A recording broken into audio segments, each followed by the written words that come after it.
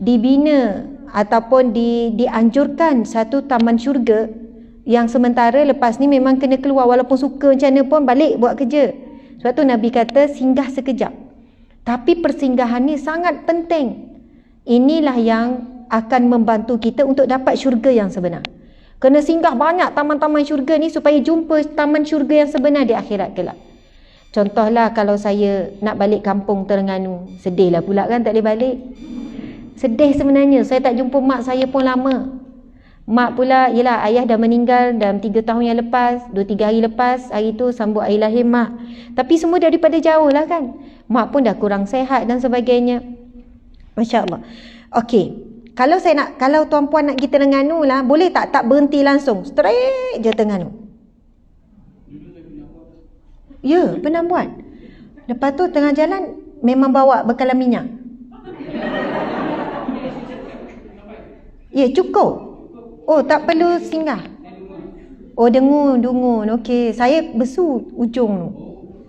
Tapi memang tak berhenti kita. Oh, daripada sini Seremban ni. Oh, daripada KL. Ya, tu tak pelik. Kalau 6 jam perjalanan, mesti kena berhenti juga pergi tandas ke, makan ke, ataupun isi minyak, betul? Sebab apa berhenti? Sebab nak teruskan perjalanan. Kalau tak berhenti, mungkin jam, tersadai tepi jalan sebab minyak tak cukup.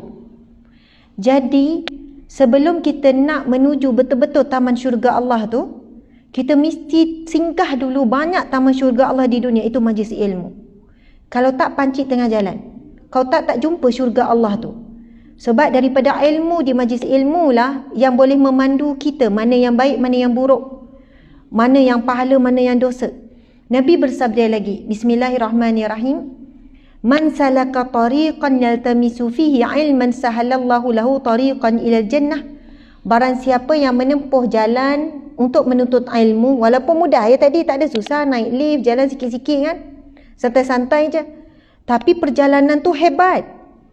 Kalau mungkin ada di kalangan kita, kalau tak wajib memang tak hadir.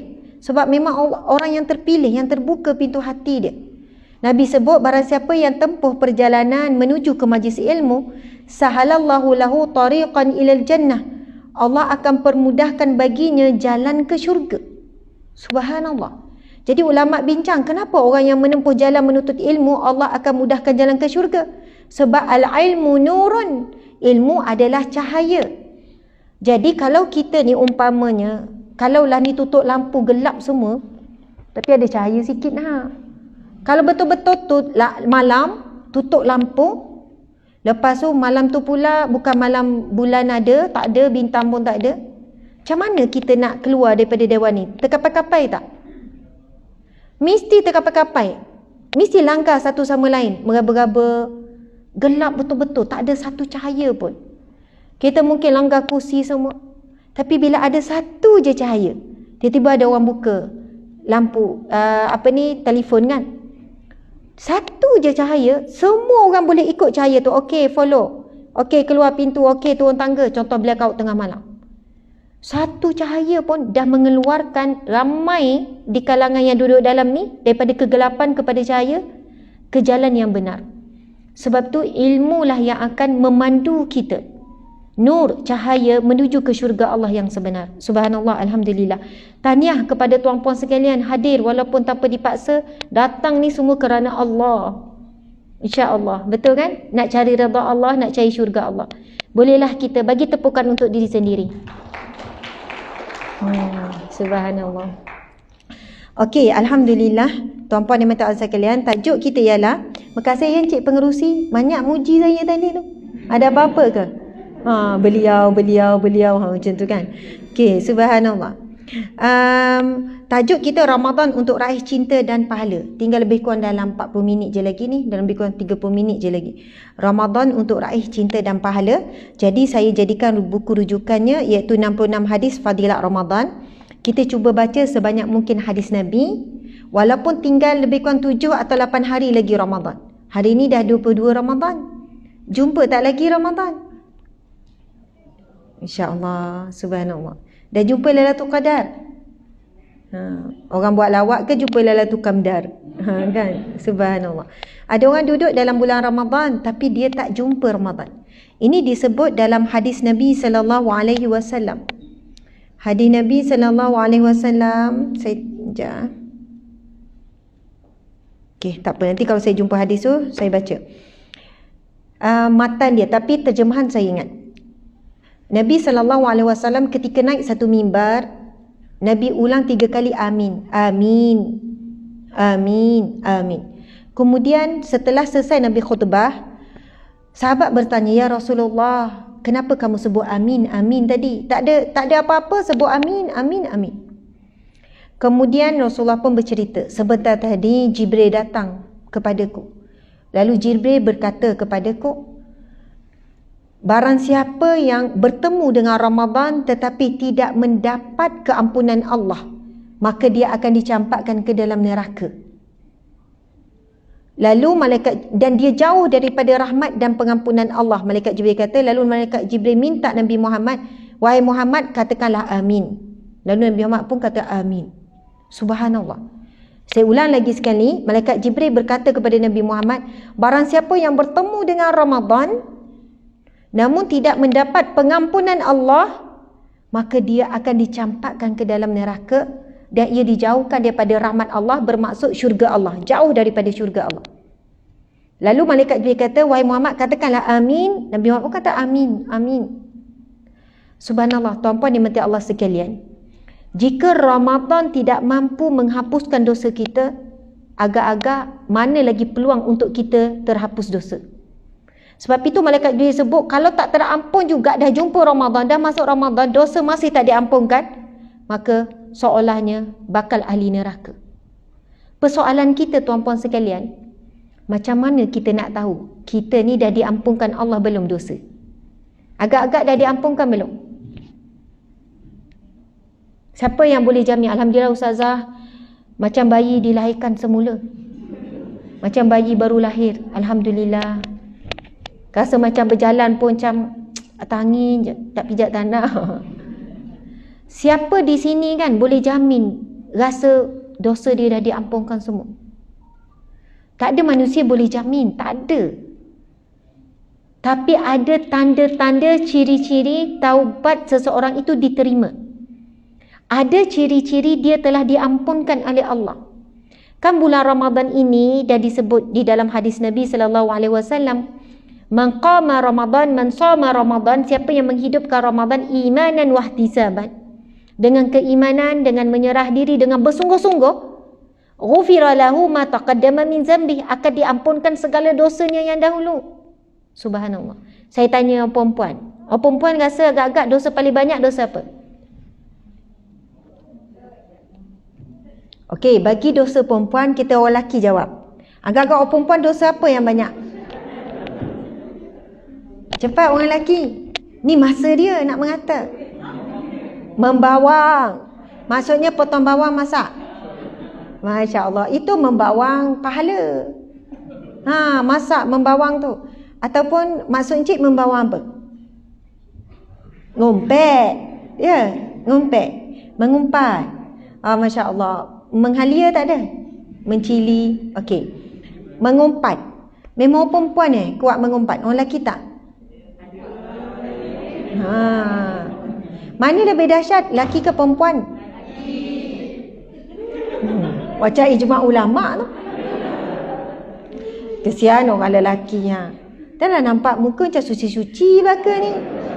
Rasa macam tak ngumpat ni kan. Itulah, Masya Allah. Perempuan pun suci juga ni. Subhanallah. Okey, mengumpat lagi apa lagi? Dosa perempuan. Mudahnya perempuan, dosa apa? Derhaka suami. Betul lah tu kan? Lawan suami, sakitkan hati suami. Lepas tu suami sakitkan hati isteri, berdosa tak?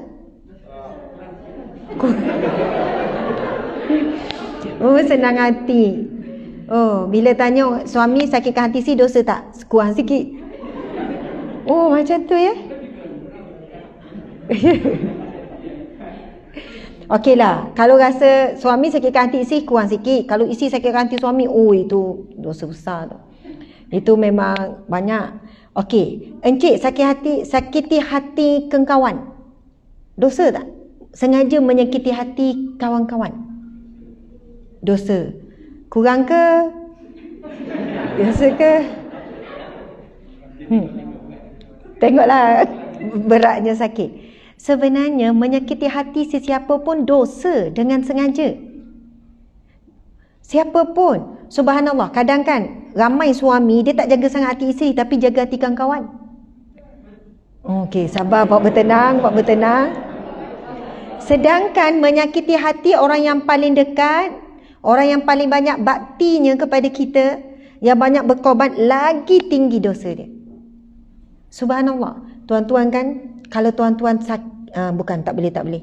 Sekiranya ada seorang lelaki sakit, terlantar, kena pakai pampers. Agak-agak ada tak kawan nak salingkan pampers lelaki tu? Ada tak kawan-kawan datang? Nurse. Cari nurse. Tapi isteri akan sanggup. Betul tak? Isteri akan jaga. Busuk ke apa, nak marah dulu suami macam mana pun, isteri itulah akan suap, akan jaga. Kawan datang sekali je bawa buah apple. Kawan akan datang sekali je, ziarah kali pertama. Lepas tu kali kedua bila dah meninggal. Tapi yang jaga susah payah akan bersama betul-betul isteri, anak-anak tu. Walaupun anak-anak tu kita tak bagi kasih sayang, dia tetap akan jaga. Tapi ramai yang mengutamakan kawan, jaga hati sungguh. Kawan-kawan berlalu cakap, simpan, rasa dalam hati tu simpan, tapi dengan pasangan lepas semua. Kau dekat pejabat ramai mana? Benda ni kan tuan-puan sekalian, apa kaitan dengan Ramadan? Ramadan adalah satu bentuk ibadah yang mana tak nampak, tapi Allah nampak. Adakah kita boleh nampak orang tu berjalan? Orang tu puasa tu. Macam mana kau tahu? Nampak dahi tahu puasa. Kalau duk rasa dahi. Tak, solat nampak tak? Nampak. Sedekah nampak? Nampak. Kalau bagi sedekah nampak. Kalau haji nampak. Zakat nampak. Zikir pun nampak. Subhanallah. Boleh nampak. Boleh dengar. Puasa boleh nampak tak? Kita kalau puasa sunat, kita tak boleh tahu orang tu sedang ibadah apa puasa. Macam mana tahu? Boleh nampak. Tak, orang puasa ni tak nampak. Sebab dia meninggalkan makan, minum dan nafsunya kerana Allah. Sebab itu para ahli ulama bincang, puasa adalah satu ibadah yang paling selamat daripada riak. Sebab tak nampak. Dan kalau kita nyombong pun, alhamdulillah hari ni saya puasa. Lain macam kau seorang, satu dunia puasa tau. Maksudnya ibadah yang tak nampak biasa je, tapi sedang buat ibadah setiap saat. Dia ibadah yang mana kita memang buat kerana nak sembahkan kepada Allah. Kalau tuan kan masuk dalam bilik air, lepas tu minum air Pepsi, air pahit bersih. Ada orang nampak tak? Tak ada. Lepas tu keluar buat macam, taklah, lapar. Pun boleh, sebab orang tak nampak. Subhanallah. Sebab itu orang yang memahami roh bulan Ramadan puasa ni untuk disembahkan kepada Allah, dia akan sentiasa jaga diri dia dan akhlak dia, kualiti diri dia walaupun di mana saja. Contoh yang lain kan, seorang isteri ni datang ngadu pada saya masalah suami. Lepas tu kan isteri kata, Ustazah, ni suami saya ni yang saya minta Ustazah panggil je. Okey encik, macam mana ni? Saya dah dengar masalah isteri sekian-sekian. Lepas tu isteri kata, Ustazah, kat pejabat orang kata dia rajin. Memang Ustazah, saya kalau saya tak ada kat pejabat tu, tutup pejabat. Oh, suami ni jangan. Tapi kat rumah terbalik Ustazah. Dah saya dah penat kerja kat pejabat, kat rumah rehatlah. Saya kata, encik, kalau encik rajin kat pejabat, encik kena berganda lagi rajin dekat rumah. Lepas tu ada yang lain pula, Ustazah, kat pejabat dia orang kata suami saya ni periang. Memang betul, saya periang. Kalau saya tak ada, sunyi pejabat tu. Tapi kat rumah dia muka ketat. Isteri garang. Aduh, isteri menakutkan. Sebenarnya kan, kita kena betul-betul sedar hakikat ni. Saya pun belajar dan cuba selalu ubah diri saya. Sebab kadang-kadang kalah. Sebab apa? Masya Allah. Nabi bersabda, khairukum li ahli wa ana khairukum li ahli. Yang terbaik di kalangan kamu, orang yang paling baik di kalangan kamu, yang terbaik akhlak, yang terbaik iman, yang paling sempurna iman Nabi sebut. adalah orang yang paling baik dengan ahli keluarganya. Dan akulah orang yang paling baik dengan ahli keluarga. Wahai para wanita sekalian, kita kat pejabat 8 jam boleh muka manis, belum tentu kat rumah sejam boleh kekal manis. Ada je benda yang kita boleh terus muka tu keluar jadi raksasa, jadi singa. Suara tak adalah, suara lembut kat pejabat. Ya encik, ada apa? Apa yang saya boleh bantu? Bayangkan kalau kat rumah. Ya bang, ada apa-apa saya boleh bantu bang? Oi, suami 3 kali. Biar betul awak ni. Itulah. Kalau tu kan, kalau anak dah besar, kau kena balik tau Nana. Cakap semua balik hujung minggu ni. Kenapa ya? Mak kau dah pelik lah. Mungkin tanda-tanda kematian. Tak pernah lembut macam ni ya. Kita dilatihkan di pejabat, penat macam mana pun, customer is first. Customer tu kan, walaupun customer tu marah, sabar, tahan. Kan gini-gini muka. Sampai orang tanya, wajah kamu memang senyum. Memang dilahirkan penyenyum. Masya Allah. Tapi on the way nak balik tu kan, kami tada, selamat berbuka. Okey, jumpa pagi besok. Engkau kawan ni ceria. 8 jam ni bukan tak penat. Tapi nampak jatak rumah terus. Angkat beg tak larat. Buka je pintu, bang, saya penat ni tau. Saya memang tak rehat, kerja banyak hari ni. Awak jangan buat perangai. Allah. Jumpa baru berapa minit, tunjuk dah muka penat semua. Lepas tu anak datang. Allahu Akbar, Masya Allah. Dia bawa Bilal dia pula kan. Subhanallah. Bila masuk je, anak tengah masak nak buka puasa, anak datang. Umi. Nak makan tak? Nak buka puasa tak? Pergi main elok, duduk diam-diam. Umi nak masak ni kan tak masak pun tau. Na'udzubillah. Macam mana kita boleh menyimpan tenaga, semangat kita untuk dipersembahkan kepada orang luar, tapi bila ahli keluarga tinggal sisa-sisa tenaga dan kemarahan. Patutnya bila nak sampai rumah, kita check out daripada pejabat, check in pejabat yang lebih besar pahalanya, iaitu rumah tangga kita. Antara falsafah Ramadan adalah menjadikan kita seorang yang sentiasa merasakan Allah melihat. Tuan-puan boleh je makan minum dalam tandas, masuk bilik tutup ni. Bos-bos ni kan ada bilik. Bilik kosong kan, bilik sorang-sorang kan, bos-bos kan. Boleh je keluarkan biskut raya, saya ada jual biskut raya, makan. Tapi kenapa tak buat? Merasakan Allah melihat. Maksudnya kita boleh sorok je pada manusia, lepas tu lap betul-betul, lepas tu buat macam lapar. Sepatutnya falsafah itu ditanam, kita menjaga akhlak kita di mana sahaja. Tapi ramai orang jaga prestasi kerja sampai dapatlah anugerah pekerja cemerlang.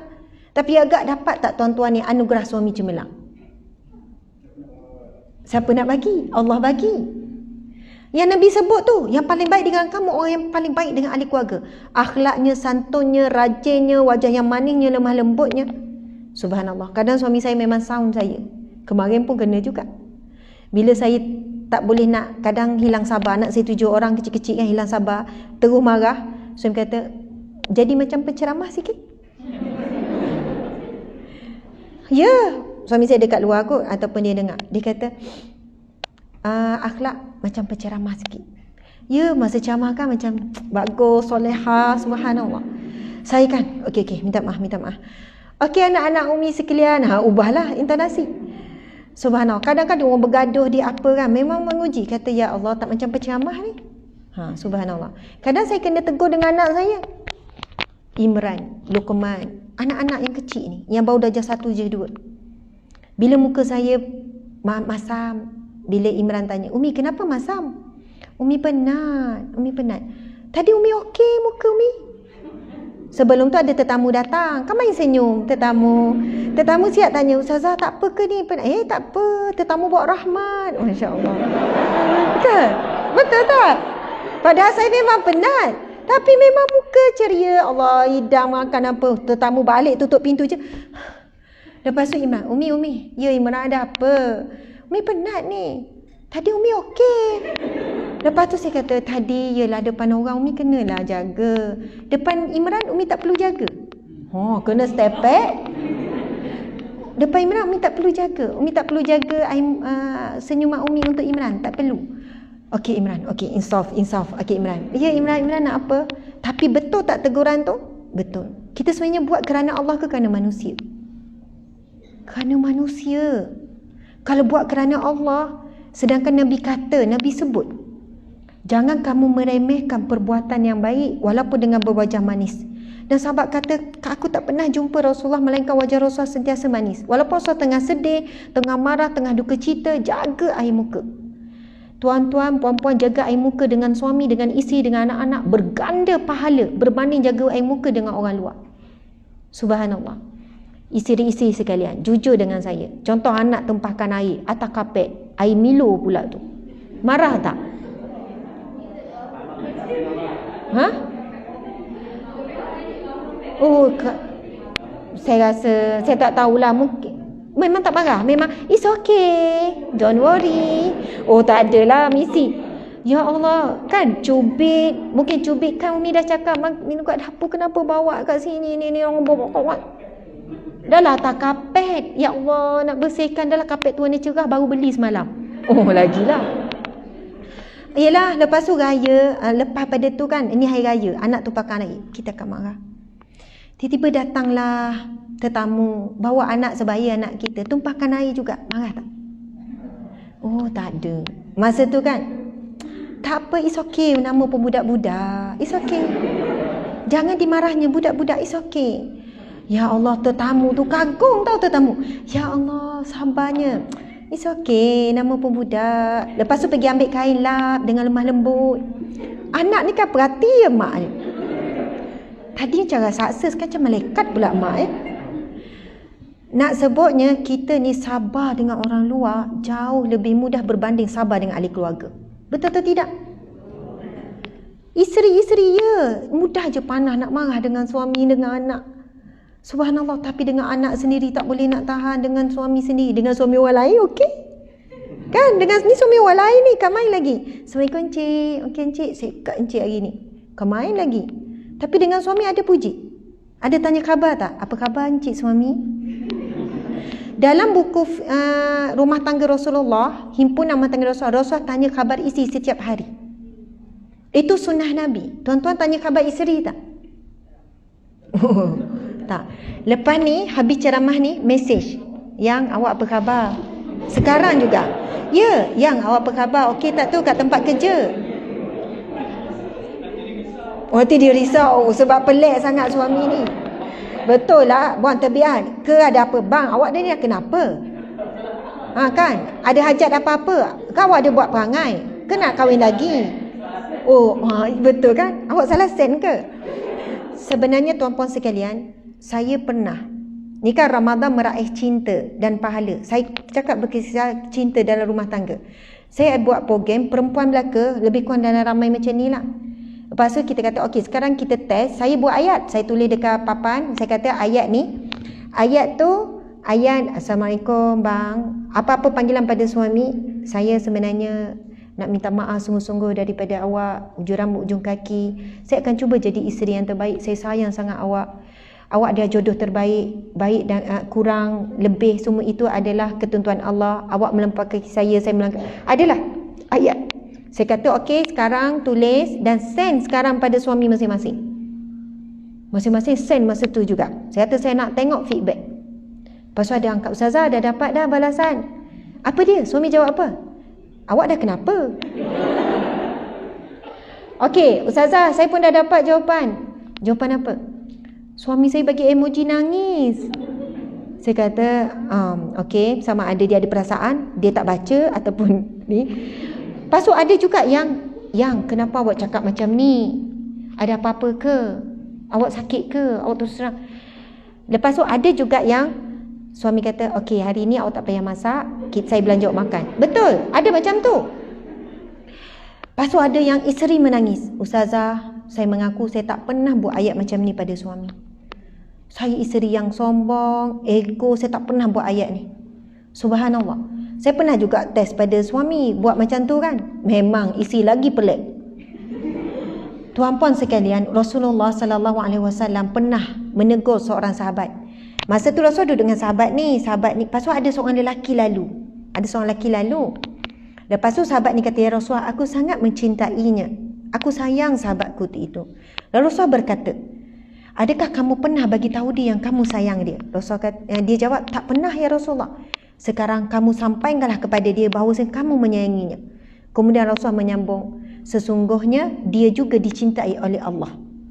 Orang yang menyampaikan, sebab itu tuan-tuan ni biasa tak cakap I love you, sayang isteri? Alhamdulillah, biasa? Ni yang macam gelak, macam tak biasa ni. Encik cakap tak yang abang sayang awak, I love you? Cakap? Kan kalau cakap kan menipu pula, dah mabuk. Subhanallah. Okey, subhanallah tuan-puan sekalian, bukan nak suruh romantik, lembek, mengada-ngada. Saya cuma minta ikut sunnah Nabi je. Pernah satu ketika Rasulullah kan duk cium-cium cucu kan, Rasulullah cium-cium cucu. Bahkan Rasulullah pernah duk atas mimbar, nampak cucu datang, Rasulullah turun cium. Rasulullah tunjukkan contoh menunjukkan kasih sayang. Kasih sayang mesti ditunjukkan. Kemudian ada seorang sahabat kata, ya Rasulullah, kamu buat begini pada cucumu? Aku ada anak 10 orang. Ini riwayat yang sahih. Aku tak pernah buat begitu kepada anakku. Lalu Rasulullah terus menyebutkan satu hadis yang masyhur. Man la yarham la yurham. Siapa yang tidak menyayangi, dia tidak disayangi. Maksudnya kasih sayang ini perlu diekspres, perlu ditunjukkan, perlu disebut. Kalau kamu sayang, sebut. Isteri-isteri sebut tak pada suami, bang saya sayang awak, I love you, I want you, I need you. Allah Akbar. Kalau tak biasa, Ustazah tak biasa. Kita jangan rasa, saya tak biasa lah, geli lah Ustazah, macam tak biasa. Kena biasakan sebab ia sunnah, bukan sebab kita nak saja-saja pelik-pelik buang tabiat. Nak kata orang kita tak biasa sebut tu, sampai sebut buang tabiat, padahal itu sunnah. Allah Akbar. Belum cerita banyak lagi romantik Nabi yang menjarakkan, jauhnya rumah tangga kita dengan Rasulullah. Allahu Akbar. Dengar tu, sedap sauna orang. Masya Allah. Kelakarlah tuan ni. Saya nak nombor telefon isteri tuan, nak mengesahkan. Okey. Subhanallah. Muslimin muslimat dimati Allah sekalian. Dalam satu hadis Nabi ni saya nak baca, masa dah habis kot Masya Allah. Belum lagi, ada masa lagi. Okey, ini saya nak baca beberapa hadis Nabi tentang kelebihan Ramadan. Subhanallah. Okey, daripada Sayyidina Abu Hurairah radhiyallahu anhu berkata Rasulullah sallallahu alaihi wasallam bersabda. Ini hadis sahih riwayat Bukhari dan Muslim. Subhanallah. Yang bermaksud, setiap amalan anak Adam adalah untuk dirinya kecuali puasa. Sesungguhnya ia milikku dan akulah yang akan membalasnya. Hadis Nabi SAW, hadis kursi. Konteks hadis ini dibincangkan oleh alim ulama. Kalau dalam buku kami ni panjang lebar. Kenapa Allah menyebutkan setiap amalan anak Adam adalah untuk dirinya kecuali puasa. Solat untuk kita, zakat untuk kita, sedekah untuk kita. Namun kecuali puasa, sesungguhnya ia milikku dan akulah yang akan membalasnya. Kenapa Allah menyebutkan begitu? Adakah amalan lain bukan Allah yang balas? Allah juga yang balas. Tapi bila Allah address ayat begitu dalam hadis kursi, akulah yang akan membalasnya. Puasa adalah untukku. Puasa itu perisai. Apabila seorang daripada kamu berpuasa pada satu hari, maka janganlah berkata perkataan yang kotor dan menjerit-jerit, ataupun perkataan keji sekiranya seseorang mencelanya atau mengajak bergaduh, maka katakanlah sesungguhnya aku berpuasa. Demi zat yang jiwa Muhammad dalam kekuasaannya, sesungguhnya bau mulut orang berpuasa lebih wangi di sisi Allah daripada bau kasturi. Untuk orang yang berpuasa ada dua kegembiraan, iaitu kegembiraan yang pertama ketika berbuka, dan gembira yang kedua ketika ia bertemu dengan Tuhannya dan dia gembira dengan puasanya. Okey, tuan-puan dimati Allah sekalian, daripada hadis yang sahih ini ada beberapa perkara. Yang pertama, Allah sebut puasa adalah untukku. Tuan-puan sekalian, tak makan tak minum ni sebab apa? Sebab Allah. Betul. Orang miskin dia tak makan tak minum kerana tak ada makanan. Tetapi kita ni tuan-puan ni orang kaya belakang ni. Nampak rambut dah tahu orang kaya. Gaya rambut apa semua. Ni orang perempuan ni nampak tudung, baju, penampilan ni orang kaya ni. Betul tak? Pasal orang miskin. Asnaf ke semua ni?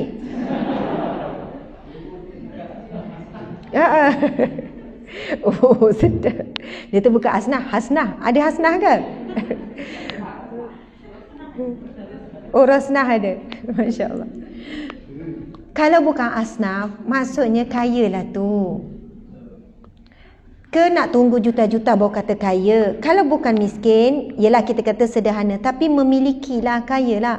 Semua ada rumah kan? Ada kereta? Ada handbag? Ada kasut? Ada omeh? Golang ada golang? Tak ada langsung. Bukan sebab tak mampu, tak suka kot Subhanallah. Maksudnya memiliki, ada harta, kaya. Subhanallah. Kita ni tak puasa kerana Allah. Tinggalkan makan minum memang kerana Allah, bukan tak ada makanan. Jadi Allah sangat menghargai, Allah sangat suka. Seolahnya Allah sangat terharu dengan hamba-hambanya yang sedang meninggalkan makan minum 13 jam kerana Allah. Sampai Allah mengungkapkan perkataan, puasa untukku. Hambaku meninggalkan makan minum bukan kerana tak ada makanan, tapi kerana-Ku. Sedangkan makan minum itu sesuatu yang manusia sangat suka, betul tak? Kalau tak puasa 5 kali. Sarapan, ngunyah-ngunyah pukul 10. Lepas tu makan tengah hari, pukul 3 ngunyah-ngunyah. Lepas tu minum petang, lepas tu malam. Lagi kalau dalam pejabat ada yang jual krepek bawah meja. Kan, kejap keluar tu, kejap keluar ni, kejap ni. Kejap minum-minum. Ya Allah, itu memang manusia suka. Benda paling suka manusia, iaitu makan. Manusia sanggup tinggalkan apa yang dia paling suka itu kerana Allah. Allah sangat suka. Dan sebab itu Allah nak berikan cintanya. Allah nak beri kelebihan banyak untuk orang yang berpuasa. Subhanallah. Jadi Nabi SAW menyambung antaranya iaitu puasa itu akan jadi perisai.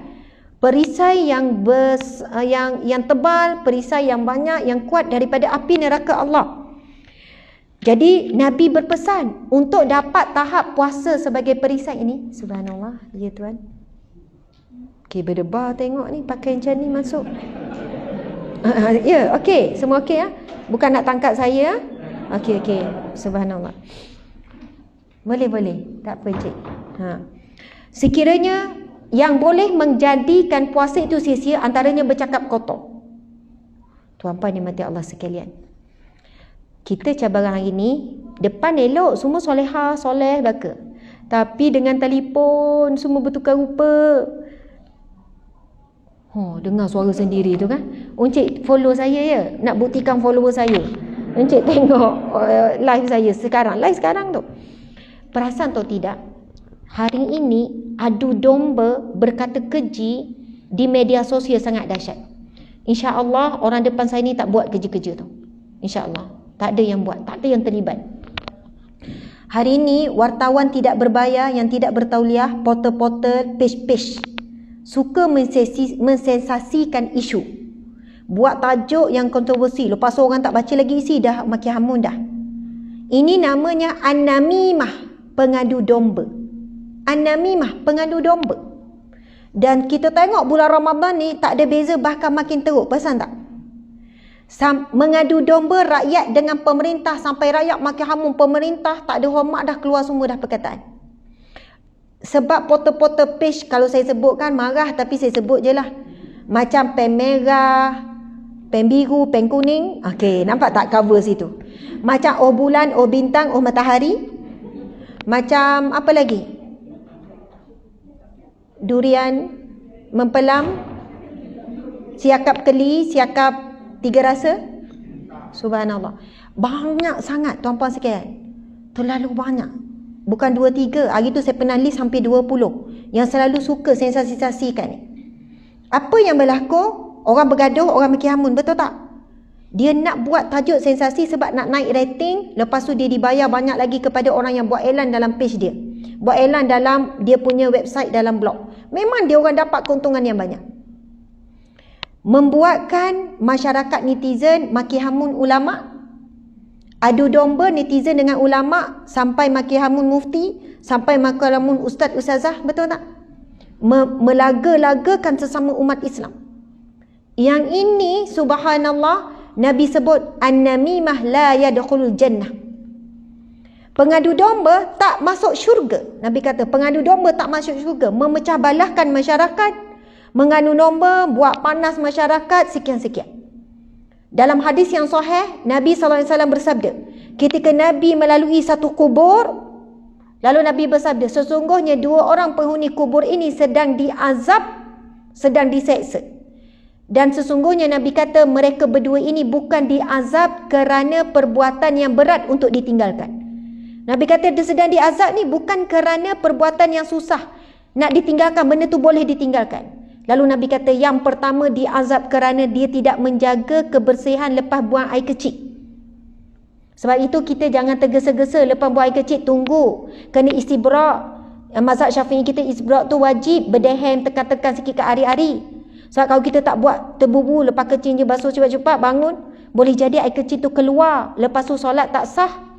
Sebab najis tu keluar, mungkin masa berjalan dan sebagainya. Dan Nabi tekankan benda tu sebab banyaknya punca kanser prostat ke apa-apa perempuan pun dikencing ke apa. Sebab sisa akhir air kencing yang kita tak sabar-sabar nak bangun cepat-cepat tu, ia tu punca banyak penyakit sebab kandungan kotoran paling tinggi yang sisa hujung-hujung tu. Tu dia. Ada lagu iringan kan? Masya-Allah. Subhanallah. Lepas tu bini nombor berapa tu? Macam cakap senyap-senyap. Ni mesti yang nombor berapa, takut kena jawab juga sampai kedua. Okey tuan, tak apa. Subhanallah.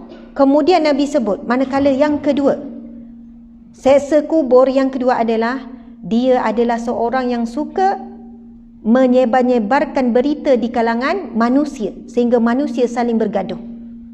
Tuan-puan dimati Allah sekalian, ini sangat bahaya.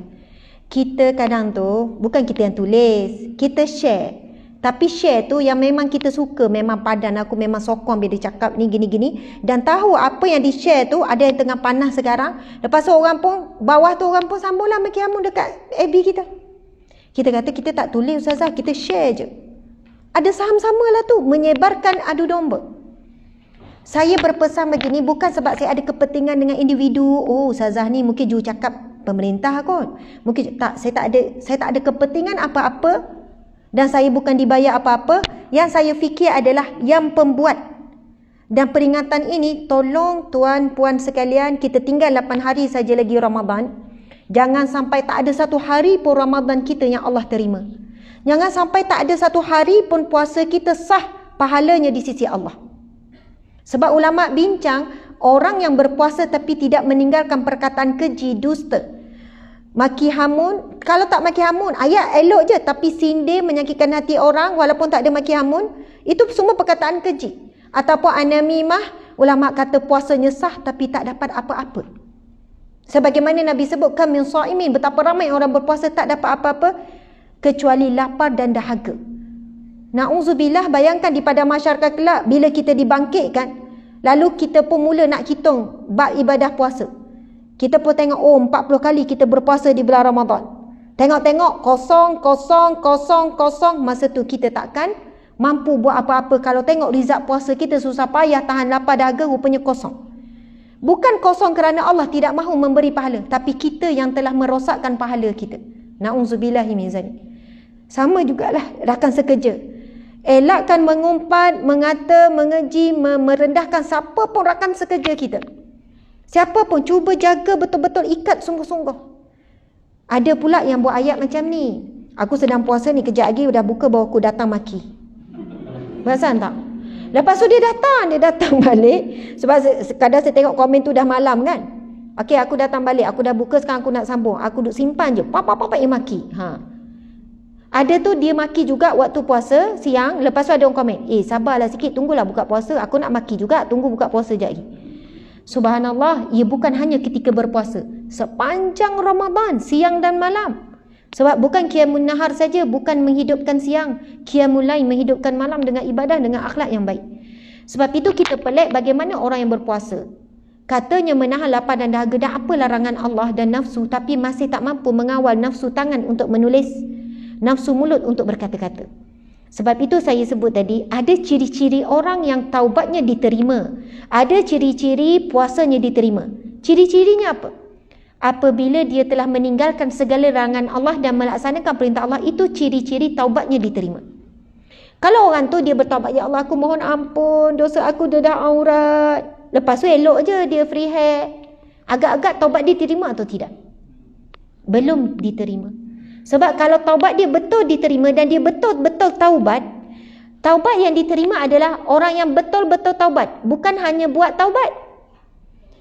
Ustazah, saya dah mohon ampun untuk bahagian saya dedah aurat yang sebelum-sebelum ni, tinggal yang hari ni je lah.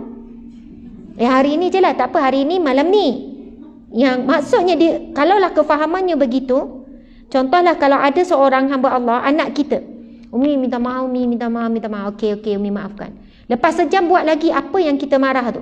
Kita tanya, kenapa buat lagi? Alah, kan tadi dah minta maaf. Yang ni kan yang baru. Ni nanti kejap lagi minta maaf. Akhirnya kita kata, kalau macam ni baik tak payah minta maaf. Kamu mempermainkan kamu memainkan hati. Kamu sengaja. Jangan sampai kita mempermainkan istighfar dan taubat.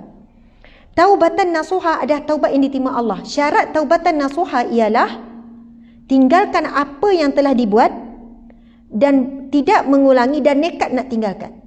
Jadi kalau orang itu masih berterusan melakukan maksiat, lidah mengata, dedak aurat dan sebagainya, itu petanda dia belum taubat sungguh-sungguh.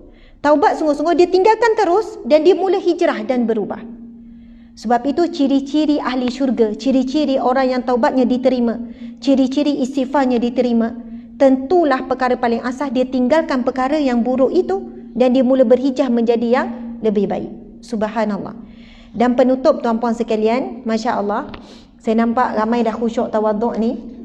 Subhanallah. Saya tahu perkeso dikatakan dia adalah orang-orang yang tak boleh semayang zuhur lambat.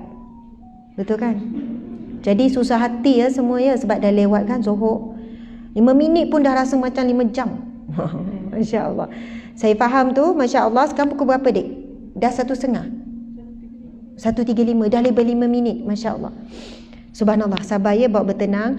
Dia kalau lambat kerana perkara sunat tak apa. Ini kan sunat yang sangat dituntut menuntut ilmu. Kalau lambat sebab borak-borak itulah yang jadi makruh tu, tak disukai. Jadi kita tak kata solat ni lambat ni ceramah. Tak, dia tak jadi ni. Dia tak jadi satu perkara yang dibenci dan sebagainya. Okey, kita tengok. Nabi SAW sebut tadi, sesungguhnya bau mulut orang berpuasa lebih wangi di sisi Allah daripada bau kasturi. Jadi kita ni, itu di sisi Allah ya, bukan di sisi manusia. Tak payahlah nak kau ni kenapa kasturi? Memang busuk lah mulut, bau mulut orang puasa memang busuk. Kalau dia langsung tak cuci, tak berus, memang bau tak payah cakap lah, memang pening. Tak payah nak lah. Nak sebutnya Allah bagi gambaran, Nabi bagi gambaran, bau busuk tu, tapi di sisi Allah kasturi, nak kata Allah suka sangat. Macam kita lah tuan-puan sekalian, baby, anak sendiri, sedap tak bau mulut dia? Tapi kalau kita nak cium bau mulut baby lain, wangi. Tak ada kalau anak orang lain bau, masam. Tapi anak sendiri tu, kalau tai menguap, kalau saya lagi tadah hidung, sedapnya bau, padahal bau masam. Sebab apa? Sayangnya dekat anak. Ya Allah, kadang kaki baby tu kan dicium-cium kan, mau cium kaki anak orang lain. Tak ada nak kata sebab sayang tu. Ya Allah, bau dia tu masam-masam tu, cium-cium bau leher tu, yang ada masam-masam susu tu, sedapnya. Tapi nak cium masam susu anak orang lain, tak ada. Allahu Akbar. Allah bagi perumpamaan bau mulut orang yang berpuasa tu di sisi Allah seperti kasturi. Ini bukan kasturi di dunia, ni kasturi syurga ni yang tak tahu macam mana wangi. Betapa Allah sangat menunjukkan rasa cinta kepada hambanya yang berpuasa. Kemudian Nabi sebut, untuk orang yang berpuasa ada 2 kegembiraan. Gembira ketika ia berbuka puasa. Sebab itu tak salah. Nak happy-happy masa buka, seronok, hidang betul-betul makanan, adab. Tak payah kita sound, berianya nak berbuka. Tak suka puasa ke? Dia tak faham. Kalau suka puasa lebih sampai pukul 8. Nak tunjuk suka pukul 8 lah, pukul 9. Tak, Nabi menyebutkan sesungguhnya kamu akan sentiasa dalam kebaikan selagi mana kamu menyegerakan berbuka. Dan memang Nabi sebut, dan dia gembira saat berbuka. Memang kita dibenarkan gembira ketika berbuka. Janganlah sedih, kenapa sedih ni, nak makan, nak batalkan puasa ni. Rasa nak sampai subuh esok. Tak, memang itu dibenarkan kegembiraan ketika berbuka. Dan Nabi sebut, dan kegembiraan yang utama yang kedua, iaitu saat dia bertemu dengan Allah dengan puasanya. Dan kita tahu hadis yang sahih, orang yang berpuasa akan dipanggil masuk melalui pintu Ar-Rayyan. Pintu Ar-Rayyan, iaitu dipanggil masuk, orang berpuasa masuk, lalu pintu itu akan ditutup kerana untuk orang berpuasa saja. Dan alim ulama menyebutkan orang yang dipanggil masuk melalui pintu Ar-Rayyan ini, ia bukan berpuasa lapar dan dahaga saja. Dia puasa juga mata dia daripada melihat yang haram, daripada melihat aib manusia. Dia berpuasa juga telinganya daripada mendengar perkara-perkara lara. Ni kita kadang-kadang tuan-puan sekalian, saya tengok ramai, wallahualam, bukan nak kata haram, tetapi sayang. Bulan Ramadan dia isi masa, sebab betul juga kan, sebenarnya memang betul. Bila baca Quran, ngantuk tak tuan-puan sekalian? Jujur, ngantuk tak baca Quran? Baca Quran tu kan, sampai dah tak nampak Quran. Sampai ulang, saya pun macam tu juga, kadang ulang balik dah atas, sebab dah tak ingat bahagian mana tadi tu. Tahiyat pun boleh jadi macam tu kan, tahiyat. Aku dah baca tahiyat, belum ulang lagi. Lagi kalau baca solat malam. Allahu Akbar. Bila baca Quran ngantuk. Lepas tu rasa lapar lah pula masa ngaji kan. Lagi pukul 4, pukul 5 lapar. Masa tu lah lapar dahaga. Tapi cubalah buka movie. Buka Netflix tu, buka movie. Tiba-tiba tak rasa lapar tu. 2 jam sekejap je. Subhanallah. Sebab itu nak jaga mata daripada melihat benda sia-sia. Sia-sia tak tengok movie tu. Sia-sia. Buatlah alasan apa Ustazah, banyak dapat iktibar. Daripada cerita tu berlaku perubahan dalam hidup saya. Subhanallah, memang mungkinlah adalah sikit, ada sikit keinsafan, cerita bab apa wallahualam, tapi kebanyakannya memang dia 98% hiburan. Adalah manfaat sikit, tapi tu pun tak beri kesan lamalah pada jiwa. Jaranglah saya jumpa Ustaz, alhamdulillah saya berhijrah berkat tengok Netflix, berkat tengok beberapa movie, hidup saya berubah 100%. Tak. Dia adalah kesedaran sikit. Tahu cerita sedih-sedih, romantik. Allahu Akbar. Nak jaga mata ni bukan mudah. Cerita tu pula ada campur maksiat apa semua. Allahu Akbar. Dah masuk titik hitam dalam hati.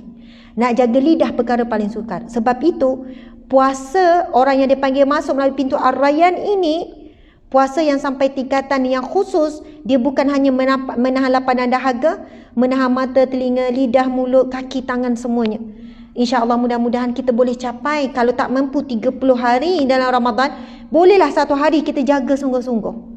1 hari mungkin hujung minggu tak keluar rumah kan, jaga tak buat apa, zikir, baca Quran. Kalau penat pun jangan buka movie, tidur. Ini yang dinamakan tidur orang berpuasa dapat pahala. Iaitu dia tidur bukan sebab banyak tidur, kan tidur bangun semayang tidur, bukan gitu.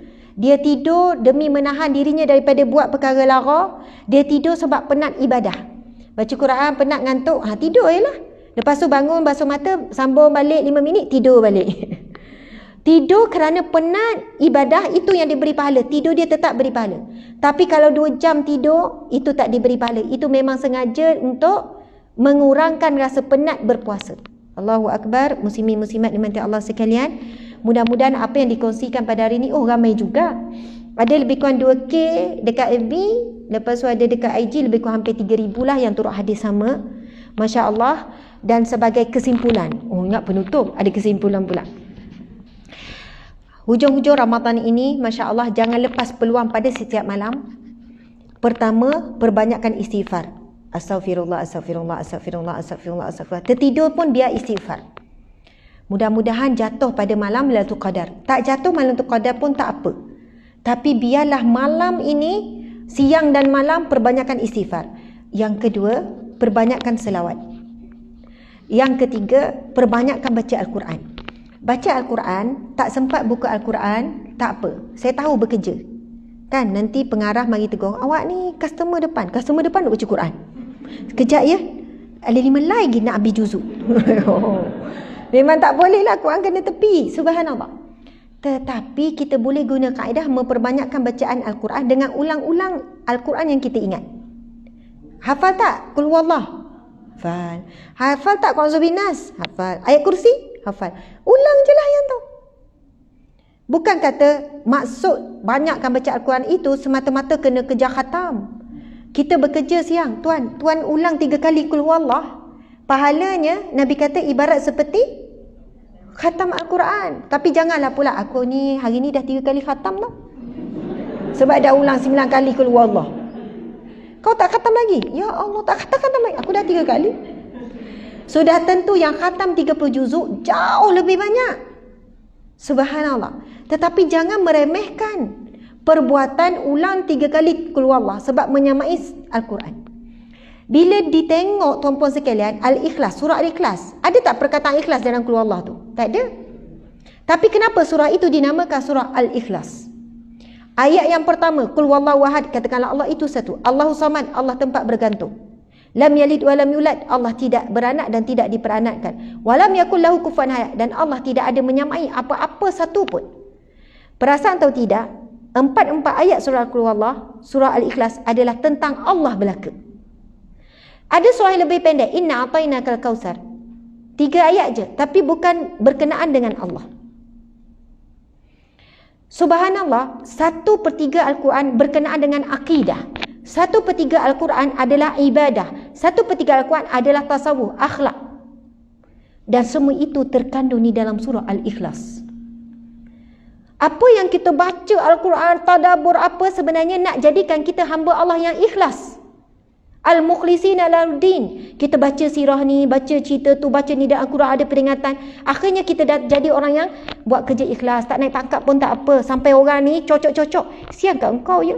Kerja teruk-teruk, kau tak naik pangkat. Sian kat engkau. Kau tengok orang tu. Dia pandai ambil hati bos. Ini bukan bos ni lah. Okay kan? Pandai tengok naik pangkat. Orang cocok-cocok. Kita dah redha. Tapi kita baca Al-Quran lama-lama, ya Allah, aku buat kerja kerana-Mu ya Allah, nak cari rezeki yang halal ya Allah. Aku dah tak fikir dah tu. Tak fikir dah pasal naik pangkat, naik gaji apa semua tak. Mudah-mudahan dengan aku cari rezeki. Tuan-puan, cari rezeki ni jihad. Nabi sebut sesiapa yang keluar pada pagi-pagi sampailah petang, sehinggalah dia pulang petang mencari rezeki yang halal, yang barakah, dicatat baginya pahala jihad. Sebab itu orang yang meninggal cari rezeki itu syahid. Tapi bukan syahid dunia akhirat. Medan perang tu kena mandi jenazah jugalah. Tapi itu adalah satu syahid, satu jihad yang sangat besar. Subhanallah, Allahu Akbar. Jadi tuan-puan sekalian, saya sebut apa tadi tu nak sebut? Sebelum syahid, cari kerja. Kesimpulan tadi. Al-Quran tadi tu, surah Qul huwallah tadi. Siapa yang suka ulang-ulang Qul huwallah, sampai ada seorang sahabat Nabi, dia suka ulang Qul huwallah dalam bacaan solat dia. Sampai orang datang mengadu, ini hadis yang sahih. Orang datang mengadu, ustazah pula. Ya Rasulullah, si fulan ini, dia mesti ulang Qul huwallah. Lepas tu Rasulullah kata, pergi tanya dia kenapa dia suka baca Qul huwallah. Kemudian dia jawab, kerana aku sangat mencintai Qul huwallah. Lalu Rasulullah kata, sampaikan kepadanya, kerana cintanya kepada Al-Ikhlas, surah Qul huwallah, Allah juga mencintainya. Subhanallah. Saya nampak dah tu MC ambil kertas kan. Mungkin dia nak tulis, ustazah berhenti sekarang. Betul kan? Tak? Okey. Subhanallah, saya akan berhenti sekarang. Tuan-puan sekalian, Ramadan, syahrul Quran. Nabi bersabda, syahrul Ramadan alladhi unzila fihi al-Quran hudan linnas. Bulan Ramadan diturunkan Al-Quran. Kalau kita malas, saya sebut malas sebab ramai sangat orang yang malas buka Quran, baca nak kejar khatam, ramai yang malas. Padahal dia mampu, cuma dia tak mahu. Tapi mulut cakap tak mampu, tak dan. Sebenarnya dan. 2 jam ganti movie tengok Netflix tu, boleh dapat 2 juzuk tau. Subhanallah. Nak sebutnya. Belum sejam campur tengok gosip-gosip tu. Sebenarnya bukan tak mampu, tapi tak mahu. Mulut cakap, tak dan lah tak mampu. Allah paling tahu mana hambanya betul-betul tak mampu. Yang banyak kita tak mahu. Kalau kita di kategori malas membaca Al-Quran banyak-banyak, tolong ulang Qul huwallah banyak-banyak. Ulang Al-Falaq banyak-banyak. Ulang ayat kursi banyak-banyak. Nabi sebut apa pasal ayat kursi? Barang siapa yang selepas solat fardu dan tidak meninggalkan ayatul kursi, tidak ada apa-apa yang boleh menghalangnya dengan syurga melainkan maut, Nabi kata. Hadis sahih tuan-puan sekalian. Lepas solat, jangan tinggal ayat kursi. Kelang kabut, malah macam mana nak berdoa, malah ada yang berdoa ya Allah, samalah macam biasa. Kan? Itu kira okey sikit daripada langsung yang tak berdoa, lepas ni. Ya Allah, samalah ya Allah, Engkau Maha mengetahui. Ya Allah, Engkau ya alim yang Maha mengetahui, Kau tahu apa yang aku perlukan. Amin. Punyalah malas nak berdoa. Walaupun sambil-sambil lipat kain plekat, kain semayang, kain telekung tu, ayat kursi tolong jangan tinggal. Kalau betul nak syurga Allah. Kita ni sebut nak syurga Allah, tapi kita tak kuat sangat pun berusaha untuk syurga Allah. Antara kita dengan Allah, Allah lebih kuat nak masukkan kita ke dalam syurganya. Kerana itu Allah beri Ramadan, yang mana Allah kata, hadis Nabi sebut, Allah buka pintu syurga, tutup pintu neraka. Dan setiap malam Allah pilih di kalangan hamba-hambanya untuk jadi ahli syurga, dan Allah bebaskan hamba-hambanya daripada neraka. Inilah bukti cinta Allah kepada kita. Antara yang terbesar adalah Allah beli Ramadan. Allah beri lagi kepada kita kelebihan baca Al-Quran. Kalau kita fikir logik, mudahnya masuk syurga. Ayat kursi setiap kali lepas solat, sampai Nabi sebut tidak ada apa yang menghalangnya dengan syurga melainkan mati. Maksudnya sebab hidup lagi je termasuk syurga. Tunggu bila mati je terus masuk syurga. Tapi taman syurga dululah di alam barzah. Tu pun di kalangan kita bukan semua yang kuat. Bukan semua beramal lepas solat baca ayat kursi. Bukan semua. Nak katanya masih lagi golongan yang terpilih. Tapi dah dengar hari ni, ulanglah banyak kali. Ayat kursi tu terlalu banyak fadilat. Sebelum tidur baca, rasa susah, rasa apa, baca ayat kursi. Ada hadis Nabi yang sahih. Sebab ayatul kursi itu lebih berat timbangannya, lebih hebat daripada 7 petala langit, 7 petala bumi. Itu disebut dalam hadis Nabi. Ayatul kursi itu dibandingkan dengan apa ni, kursi Allah, ia jauh lebih tinggi. Ada hadis Nabi yang menjelaskan umpama seperti gelang yang dilemparkan ke padang pasir. Adalah Nabi bagi perumpamaan, tapi kalau saya nak jelaskan tu jadi panjang, mungkin sampai asar. Subhanallah. Jadi tuan-tuan dimati Allah sekalian, alhamdulillah, mohon maaf salah dan silap. Terima kasih kepada semua. Mudah-mudahan bermanfaat. Saya mengucapkan selamat menghabiskan Ramadan dengan hari-hari Ramadan yang berbaki dengan terbaik dan bertemu Lailatul Qadar, dan saya mengucapkan selamat Hari Raya Aidul Fitri. Aidul Fitri membawa maksud, macam nak cakap balik. Aidul Fitri membawa maksud kembali kepada fitrah. Kena faham, Aid kembali, Fitri fitrah. Maksudnya fitrah kita asalnya bersih daripada dosa dan noda. Sebab itu orang yang buat maksiat pada hari raya, maksud tulang, ngumpat, dedak aurat apa semua, na'udzubillah, dia tak kembali kepada fitrah. Tak, dia telah merosakkan sebulan ibadah puasa. Sebab itu hari raya nanti tolong jaga aurat muslimat sekalian. Suami tolong jaga aurat isteri. Jangan hari raya berjumpa-jumpa tu jadi tempat mengumpat jiran-jiran pula. Jangan nak buat banding-banding, ni sofa ni baru beli tau. Jangan untuk riak takabut. Tapi kalau untuk bagi tahu saja tak apa. Sofa ni tak mahal sangat, dalam 10,000 je. Kan bunyi macam tak riak, macam solehah sikit. Alhamdulillah, syukur rezeki Allah. Itu solehah sikit. Hati riak. Subhanallah, jangan jadikan sekerana Aidul Fitri rosak pahala sebulan Ramadan. Masya Allah. Sekian, wabila taufiq wal hidayah. Assalamualaikum warahmatullahi wabarakatuh. Terima kasih yang tengok di live FB dan juga IG. Alhamdulillah. Subhanallah. Terima kasih diucapkan kepada